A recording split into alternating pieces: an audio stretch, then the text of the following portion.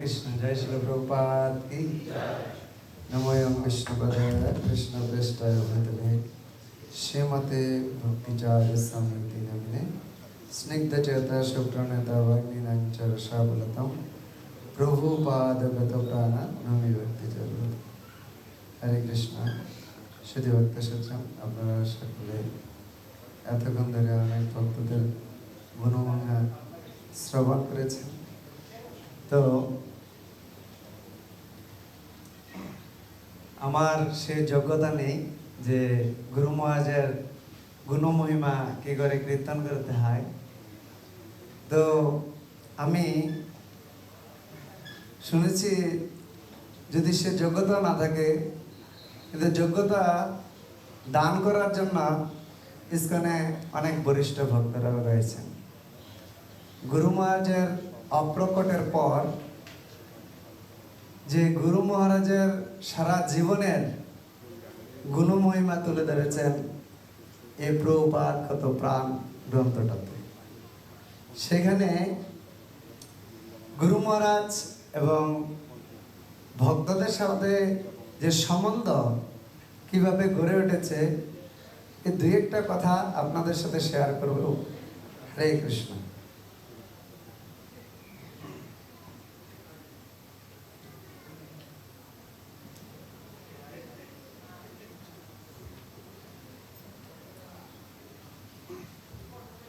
এখানে বলছে যে প্রতিটি জীবের প্রতি গুরু মহারাজের যে সমদৃষ্টি সেই বিষয়ে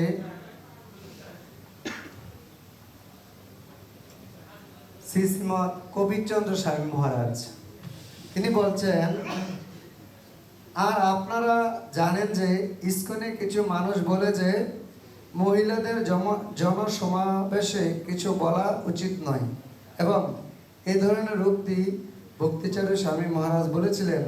শ্রী চৈতন্য মহাপ্রভুর আগমন হয়েছিল বৈদিক সংস্কৃতিকে বিপরীতমুখী করতে, আধুনিক যুগের বৈদিক সংস্কৃতি, এবং তিনি সেটি করেছিলেন। তিনি এতই সংস্কৃত মনস্ক ছিলেন। আপনারা বুঝতে পেরেছেন, তিনি মাতাজিদেরকে বৈদিক সংস্কৃতিতে বলেছেন কি সমান অধিকারের কথা বলেন, সংস্কৃতি সেটা আমাদের দেননি। মহাপ্রভু এটা উল্টোটা করেছেন, সবাইকে আত্মার দৃষ্টিতে দর্শন করার জন্য এবং সবাইকে সমান অধিকার প্রদান করার জন্য তিনি সেই শিক্ষাটা প্রদান করেছেন। এ বড় অনেক হিস্টোরি, সেটা আমি সংক্ষেপে বলছি। গুরু মহারাজের কীর্তনের প্রশংসা কবিরচন্দ্র স্বামী মহারাজ তিনি বলেছেন, কারণ আমাদের অনেক ভক্ত ছিল যারা তথাকথিত বঙ্গীয় কীর্তন অনুকরণ করার চেষ্টা করত, কিন্তু তার কীর্তন ছিল অত্যন্ত সরল এবং হৃদয়ের স্বাভাবিক উচ্ছ্বাস আর ঠিক প্রভুপাদের সুর সম্মিলিত। আপনারা জানেন গুরু মহারাজের প্রণাম মন্ত্রে এখানে বলা আছে প্রভুপাদ গত প্রাণ। এই যে গ্রন্থটা তৈরি হয়েছে, সেই গ্রন্থটা তৈরি করেছেন শ্রীমৎ ভক্তিচার্য স্বামী গুরু মহারাজের গুরু ভ্রাতা এবং গুরু ভগ্নীরা, এবং সেই গ্রন্থটার নাম দিয়েছেন প্রভুপাদ গত প্রাণ, একটি ভক্তিময় জীবনের জীবন।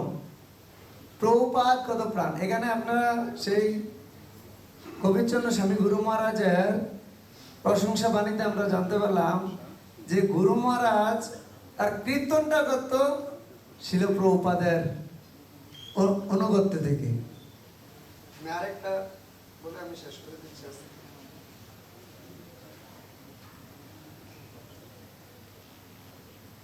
ভক্তদের প্রতি গুরু মহারাজের আপ্যায়ন। ভক্তিচার্য স্বামী গুরু মহারাজের সঙ্গলাভ আমার জন্য যে কেবল অনন্য ছিল তা নয়, তার সঙ্গে যাদেরই সাক্ষাৎ হয়েছিল সকলেরই অভিজ্ঞতা ছিল সেই রকম।